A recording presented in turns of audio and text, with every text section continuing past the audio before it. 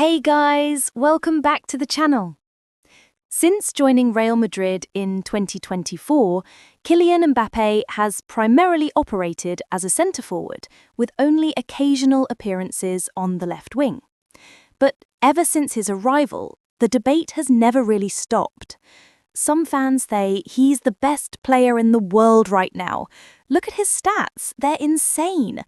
They argue his teammates just aren't on his level, and that's what's holding him back. Others, not so convinced. They feel like his style is disrupting the team's tactical balance, that despite his individual brilliance, he's actually making the team worse. And far from being a victim of Madrid's troubles, he is a central cause of them. Because before Mbappé arrived, Real Madrid had just won the 2024 Champions League, but since he joined, they haven't lifted a single major trophy. So in today's video, I want to break it all down. Let's take a real, balanced look at what Mbappé actually brings to this Real Madrid side, his strengths, his weaknesses, and how Xabi Alonso has been trying to use him in the system. Let's get into it. Let's start with the strengths. First up, his finishing ability. When we look at Mbappé in the 2025-26 season, his biggest strength is pretty simple. He reliably turns chances into goals. He's one of the best finishers in the world, no question about it. In La Liga, he takes 58 shots, hits the target 25 times. He scored 13 goals. That's a 22.4% conversion rate. While his expected goals, or XG, is 10.83. XG, or expected goals, is an advanced metric used to evaluate the quality of scoring chances a player gets. When a player scores more than their XG, it usually means they're an efficient finisher, and in this case, Mbappé is clearly outperforming the numbers. And if we remove the 3 penalties, he still scores 10 goals from a non-penalty XG of 7.67. All of this tells us the same story. When Mbappé gets a chance, he usually makes it count. In addition, ESPN has a chart comparing every La Liga player's shot volume with their total non-penalty XG. Here's the simple way to read it.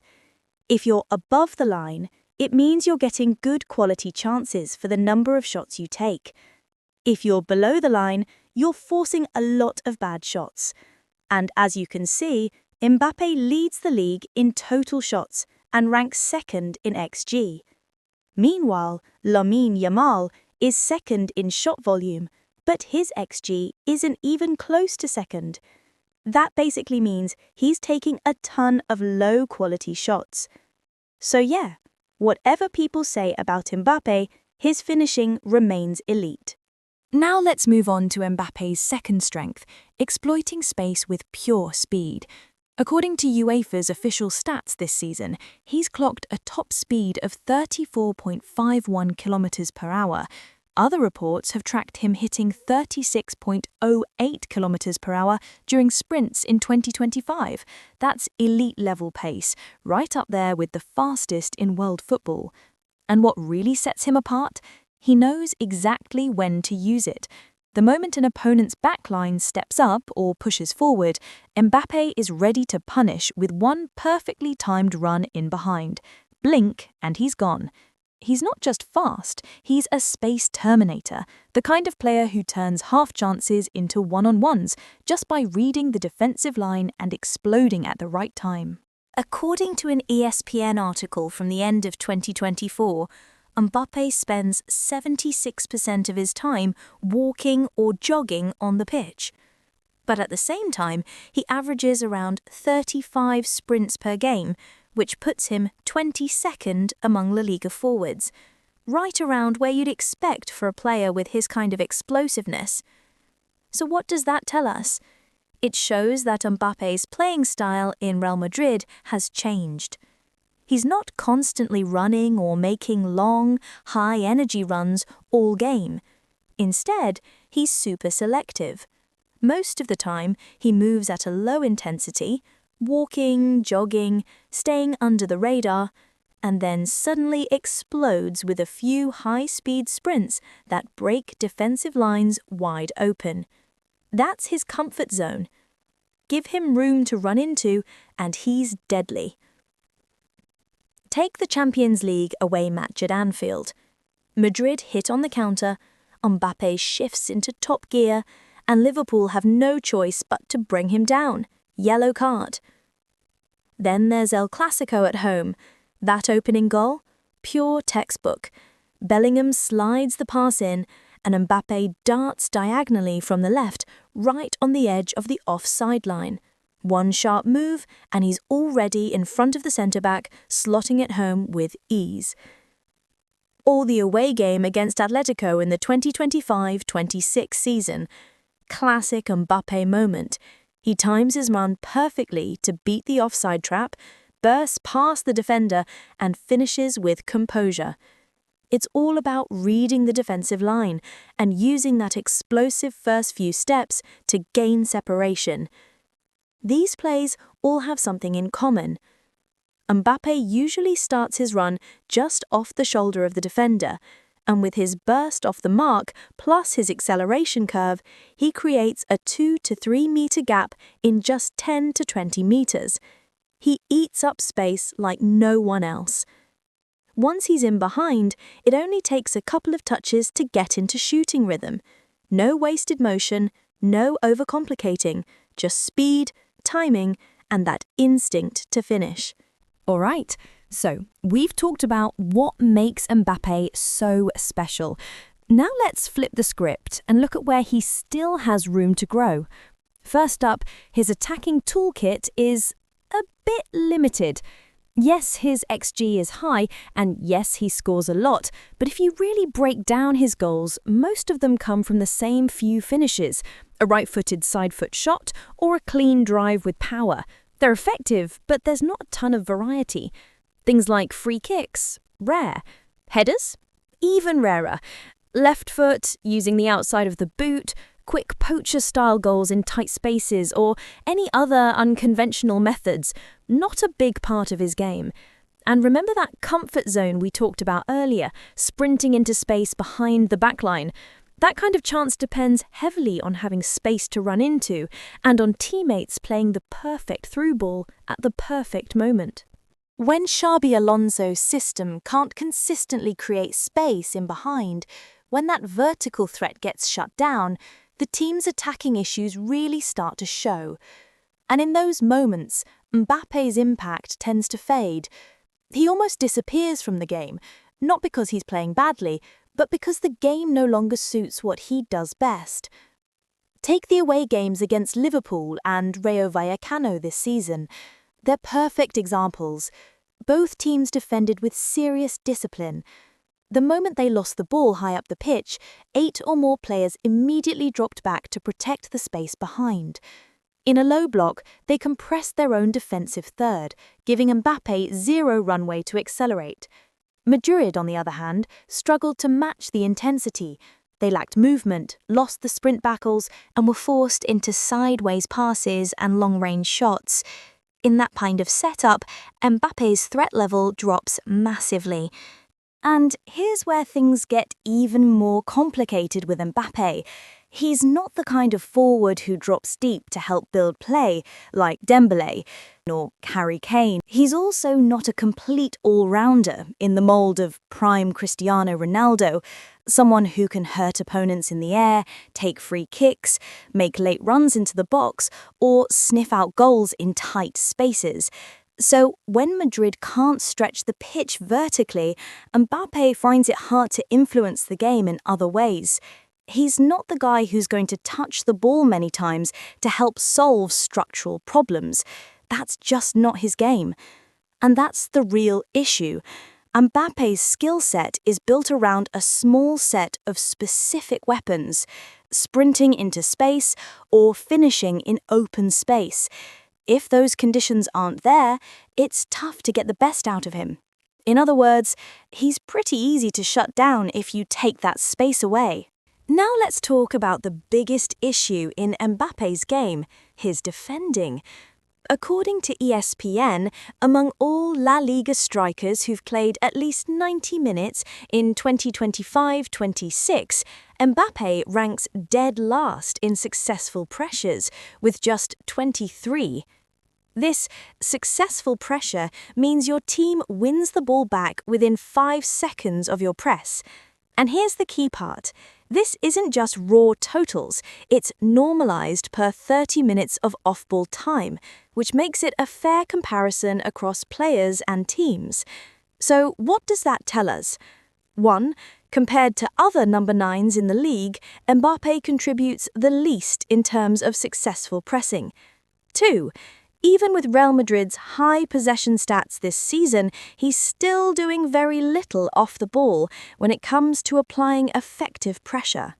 That's a big deal, especially in a modern game where forwards are expected to be the first line of defense. In a deep dive article back in September 2025, they highlighted Mbappé's pressing stats in La Liga. In the 2024-25 season, he averaged 12.41 pressures per 90 minutes, with 8.89 of those being high intensity. Fast forward to the 2025-26 season, and those numbers barely move. 12.47 pressures per 90 and 9.39 high intensity. Now, on paper, that doesn't look terrible, but when you put it in context, that 12.47 total pressures per 90, according to my calculations, that puts him roughly in the 20th to 30th percentile among La Liga attackers, below average. And the 9.39 high-intensity pressures, that's in the 30th to 40th percentile, still below the average. Now let's take a look at what real tactical high pressing from a striker actually looks like. In the 2024-25 season, Hugo Ekitike, now at Liverpool, led the Frankfurt squad in high-intensity final third pressures. He averaged 15.3 high-intensity presses per 90 minutes in the final third. That's serious work rate. And speaking of Liverpool, Alexander Isak, back when he was at Newcastle, put up even crazier numbers, 19.6 high-intensity presses per 90 in the final third. This kind of defensive commitment keeps a team compact and aggressive. On Who Scored under defensive contribution, Mbappé is rated as very weak. The evaluation by Who Scored here is based on a combination of metrics. Same goes for aerial duels, also marked as very weak. Over on FotMob, it's the same story. Their system adjusts each stat per 90 minutes and compares players to others in the same position across similar leagues. And get this, Mbappé ranks in the bottom 1% for defensive contribution. That means 99% of players in his position are contributing more defensively than he is. Aerial duels? Only 2%. So yeah, he's not winning many battles in the air either. Footy Stats and FBref back it up too. Across all platforms, the verdict is the same. Mbappé adds almost nothing defensively. When Xabi Alonso first arrived at Real Madrid, reports say he made a clear statement. If you don't run, you don't play, no matter who you are. Strong words. But it didn't quite play out that way. Instead, Xabi Alonso has had to bend the system to work around the weakest link in Madrid's pressing chain, and that's Mbappé. So what does Xabi Alonso do? He builds the structure to protect Mbappé off the ball, using smart positioning and, frankly, a lot of extra running from the others. You'll often see Bellingham or Arda Güler pushed higher during pressing phases, forming a 4-4-2 or a 4-3-3 front line next to Mbappé. But here's the key difference. Bellingham does the heavy lifting, covering wide areas, leading the press. Mbappé? He mostly holds position on the weak side, blocking off passing lanes or covering central outlets. Add in Valverde, who runs like a machine, plus hard-working midfielders like Tchouaméni and Arda Güler, and you start to see the idea. Madrid's system is built to allow one attacking star to run less, while the rest of the team picks up the slack. In other words, Xabi Alonso is making a tactical trade-off. He's basically giving Mbappé a defensive privilege in the front line, letting him conserve energy while the rest of the team does the extra running. Why? So that Mbappé can stay fresh for those explosive moments in transition where his finishing can be the difference. It's a calculated gamble. Give up a bit of pressing intensity in exchange for elite end product in the final third. But here's the problem. When your striker contributes as little defensively as Mbappé does, it opens the door for the opposition to build up play way too easily. With no real pressure up front, opposition teams can start their attacks comfortably from the back, wave after wave. And that puts a huge strain on your midfield and defence.